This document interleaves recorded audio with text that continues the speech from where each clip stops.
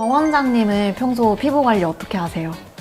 저는 걸 계절별로 다르게 가져가는 편인데요. 그건 꿀팁이네요.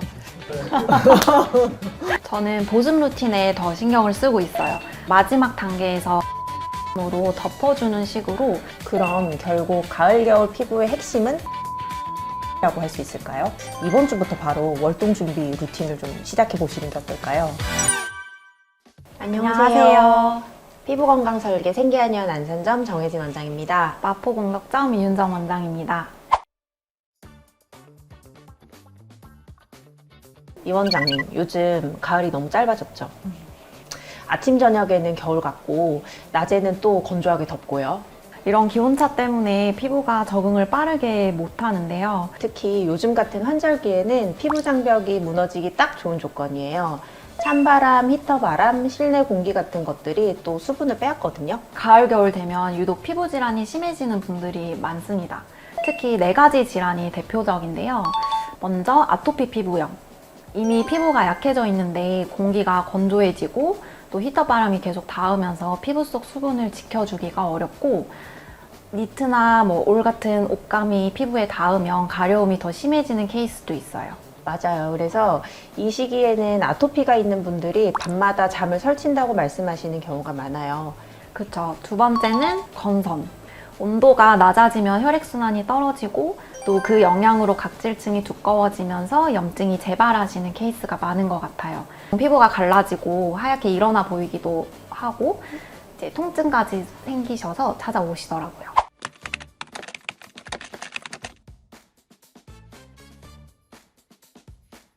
각질이 좀 지저분해 보일 수 있는데 이게 피부를 보호해주는 층이고 이제 방어막 역할을 해주기도 해서 사실은 스크럽이나 이렇게 때 밀고 이런 것들은 피해주시는 게 겨울철에는 특히나 건조하고 피부 수분이나 이런 것들이 좀 날아가 있는 상태니까 더더욱이 각질을 오히려 좀 보존을 해주시는 게 도움이 되십니다.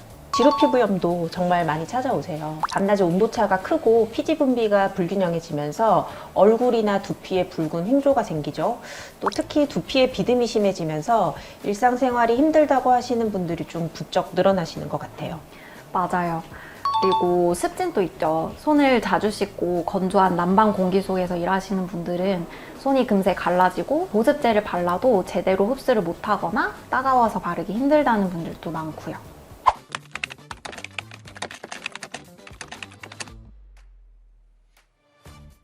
피부 장벽 자체가 피부가 너무 건조해서 각질층이 갈라져 있으면은 자극을 쉽게 이제 느끼기 때문에 보습제를 발라도 따갑다고 느끼는 게 될 수가 있어가지고 그런 경우에는 보습제를 억지로 많이 바르시기보다는 진정 팩을 올리신다든지 조금 일시적으로 차갑게 좀 쿨링해서 피부를 진정시켜 주시는 게 좋고요. 알코올 성분이 있거나 이런 것들이 피부를 더 자극을 할 수가 있기 때문에 제외하고 순수 보습만 있는 좀 약산성 제품이라든지 자극이 좀 적은 저자극성 제품을 사용하시는 게 도움이 좀 될 것 같습니다.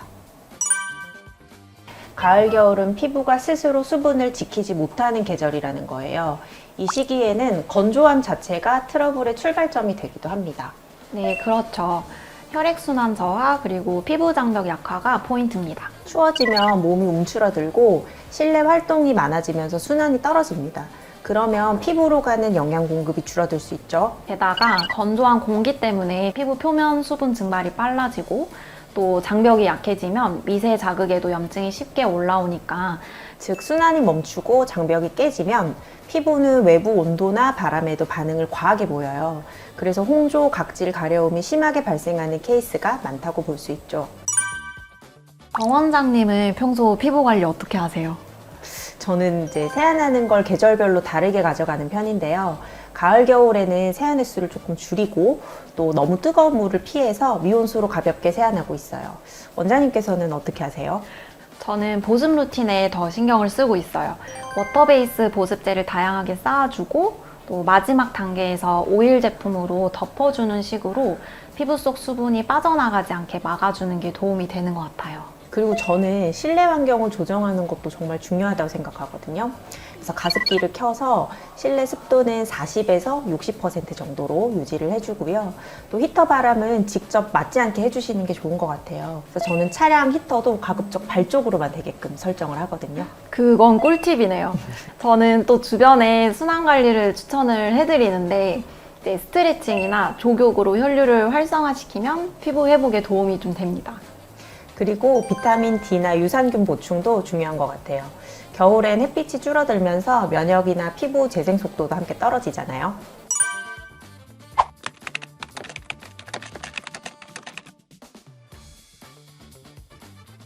가을만 되면 증상이 심해지는 그 지루성 피부염 환자분들이 정말 많은데요. 이제 피부가 따갑고 붉다고 해서 스테로이드만 쓰면 잠깐 좋아졌다가 다시 악화됩니다. 맞아요. 그래서 저희는 생활 습관부터 조절하도록 지도를 합니다. 특히 수면이나 식사, 온도 관리가 잡히면 약이 없이도 증상이 훨씬 빨리 안정되는 것 같아요.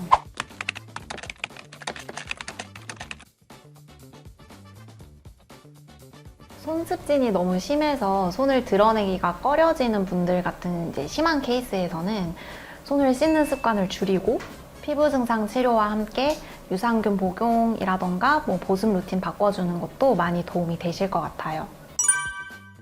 그럼 결국 가을, 겨울 피부의 핵심은 보습과 순환이라고 할 수 있을까요? 그렇다고 볼 수 있지 않을까요? 그래서 지금부터 피부 장벽을 회복시켜 두면은 겨울이 와도 훨씬 편하게 지낼 수 있을 것 같아요. 피부는 뭐 하루 이틀에 변하지는 않으니까 이번 주부터 바로 월동 준비 루틴을 좀 시작해 보시는 게 어떨까요? 가을, 겨울철 꼭 지켜야 할 포인트, 보습, 순환.